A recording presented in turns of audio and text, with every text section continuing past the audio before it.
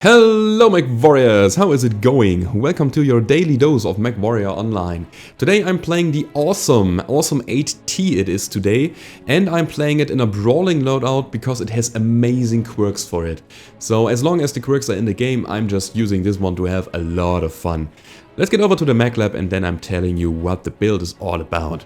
So as you can see, I'm having some energy weapons. I have 3 medium lasers, 2 large pulse lasers, and I took those because of this here. Look at that. I've got an energy range quirk, energy cooldown 30%, that is huge. Also energy heat generation that helps going on with the damage, and a laser duration quirk to pinpoint the damage. It's just so good. And therefore again I'm taking 2 large pulse lasers. That is just enough because of the cooldown quirk. You will fire them in a very quick succession. You don't need a lot for that. And 3 medium lasers as backup. I've got 2 SRM6s and Artemis to get a little burst of damage when needed. That one has a nice cooldown quirk of 15% as well, and that is really good. Got 3 tons of ammo and a standard engine 300. Of course, because the Mech is not good in terms of hitboxes. Let me show you this here. It is so big and chunky, it almost looks like a wardrobe. The only thing that I need to find out now is what a drobe is, but I will figure that out sometime soon. Yeah, anyway, it is not a good tank. It may be an assault mech, but it is on the lower end of the rating, so it only has 80 tons. Consider it as even more heavy mech. Like that. So again, it's not good in tanking, but it can deal a lot of damage. The modules are radar deprivation to avoid missiles, of course. This is a missile sponge. As soon as you get targeted by missiles, you will soak up every single one of them. So probably none of them will hit the ground or spread, because again, you have so massive hitboxes. You need radar deprivation very much. Also large pulse laser cooldown and range, because those two are the main weapons, those two in a right arm. And the last one would probably go to medium laser range. I think that would be good, or maybe even medium laser cooldown to pump out more damage. The consumables are an improved UAV and a cool shot 9x9. After playing some games, I think maybe another cool shot could come in very handy, because the hit management is not great. It is 1.24. The second cool shot is maybe good. Maybe a good idea. Yeah, and that's the build. I hope you enjoy the 2 games that are coming. If you do, as always, don't forget to leave the rating or subscribe to the channel if you haven't already. And yeah, now it's time to hit the battlefield. Alright, first game of the day. We are playing Caustic Valley, which is a terrible map for my loadout, because I'm laser boating. Not really boating, but I have 2 large pulse lasers, 3 medium lasers, and that is quite a lot of heat. And playing on a hot map is probably not that good in this one. But we are going to play accordingly, so we are going to play it really safe. I don't want to rush in and try to alpha strike the enemy. Instead, I'm trying to find myself a good piece of cover that I can hide behind, and then I will peek out in the early phase of the game, just to soften the enemy up. We have that big cooldown on that on our energy weapons, and we can use that. So when peeking, we can pump out maybe 1 or even 2 shots with the large pulse lasers, and you will see that in a second. And of course, when peeking, make sure that you won't get too much return fire. So it all comes down to basic math. So when you are dealing damage and the enemy is not, eventually you will win. And this is why I play it so safe here. I see that there is a sniper on the upper level that is covering the whole valley here, and therefore I needed to be very careful. I wanted to drive him out of position. Unfortunately, my shot hit that rock on the right side, and that's a bit of a drawback of the build, or of the awesome in general. It is very wide, and you need to peek carefully when you want to peek.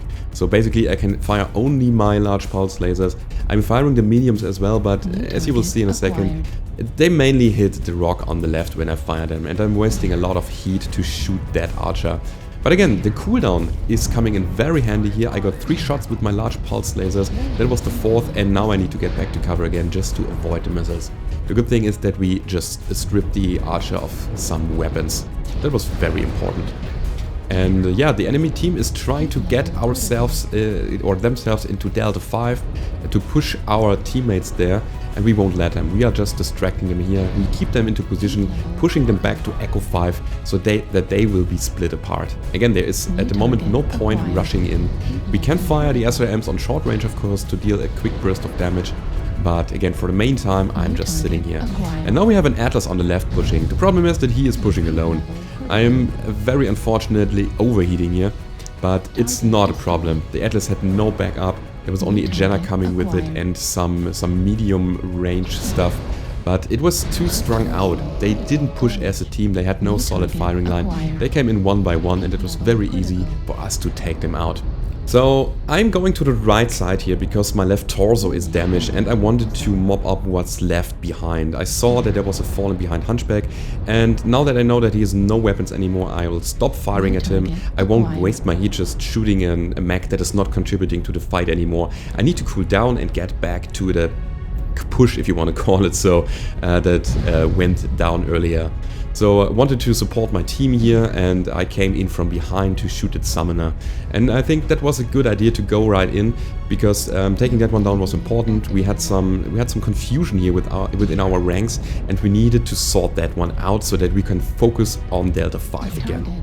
That was a good and clean kill, and now that we are ahead by 4 kills, it is just a matter of time until we win the game.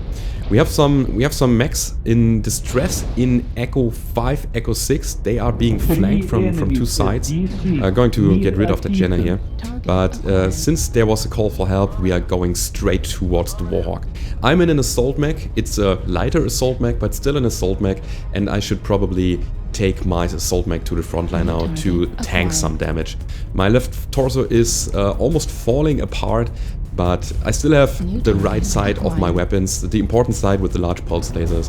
I got a quick casual kill on the Shadowcat on the run, and yeah, my center torso is pretty fresh, so why not take some beating for the team while they are shooting what's left on the battlefield.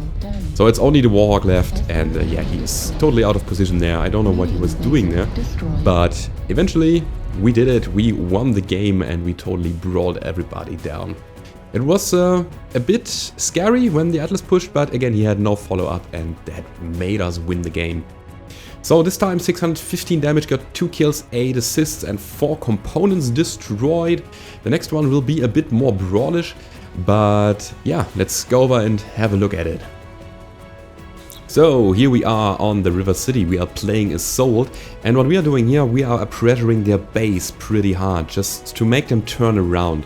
So the one who can pressure the base first is probably in a better situation, because then the enemy needs to do something about it and they need to make a decision. Then they need to either push our base even harder or they turn around. And when turning around, a lot of people are getting confused and they're coming in one by one, and that was our plan here. You will see in a second how this will work out. Anyway, I will play it very safe here again in the first phase of the game, because I consider the Awesome as a damage dealer, not as a tank. So the hitboxes of the Awesome are quite bad. You can just shoot off a torso very easily with just concentrated fire or even splash damage. It is such a big hitbox, the side torso of an Awesome, and I don't want to lose a lot of firepower early on, and therefore I will just find myself a good piece of cover. I will stick to some buildings and I will fire my large lasers and the mediums and some SRMs when the time is right. And yeah, so we are going to do that. The enemy has decided to go back as a team, which was not what we intended here. So we've got a big block of them, as you can see in the center there, and we tried to apply a lot of damage while they are still a bit confused. As you can see, they still have not found their perfect spot to fight. They are still running, trying to get into good positions, and we have set up a kind of a firing line, which is of course it is distorted by those buildings, so we can't fire all together. It's a bit unfortunate that way. So we needed to find ourselves some enemies by ourselves on our own, and there won't be that big alpha strike potential, and I'm just shooting here while hopefully not getting too much return fire. So I'm constantly going in and out, and since I see that Hellbringer is pushed back, I'm getting into his spot just to shoot back what was there, because I thought that the one shooting him was hot and couldn't fire back properly. The problem was that Banshee there. AC-10 and large pulse lasers, they deal a lot of damage, and of course the Banshee has more armor than the Awesome. And therefore I just, again, played it safe. I tried to find myself a good spot, and I shot instantly when I saw that Banshee coming out. The good thing is that he was caught at some point, and I could easily take out that center torso by shooting my large pulse lasers into it. Again, I have that amazing cooldown, and yeah, that one couldn't fight back properly since his side torso was taken off and he was stripped of his AC-10. So that matchup was better later on. Anyway, it's time to push now. We have a little advantage, and I think that my team at this point needed some armor on the front line, and I decided to go in. I did a quick voice message just to make sure that my team will follow up, and then it was time to go to the front line. It was a bit unfortunate that I shot my cicada there, but as all of you might tell, I have a little hatred for friendly cicadas. Gonna shoot him once in a while, right, to make sure who's the boss on the battlefield. Anyway, got 2 kills here, very fast takedowns. The problem is that my arm fall off, and one of my SRMs is already gone, and I am cored, which is kind of unfortunate. But I still have 1 medium laser, 1 SRM and 2 large pulse lasers, and again with the enormous cooldown of that one, we can still pump out a lot of damage, and heat management is not an issue anymore. So the 2 missing medium lasers, they won't trigger a lot of heat now, and we can actually just shoot everything we have over and over again without messing with the heat. Another good, quick, clean kill. Problem is a fresh rifleman, and in my condition I couldn't really fight him. So he was shooting my center torso, and I tried to get out of that situation very desperately, and I turned to the wrong side, and he finally got me.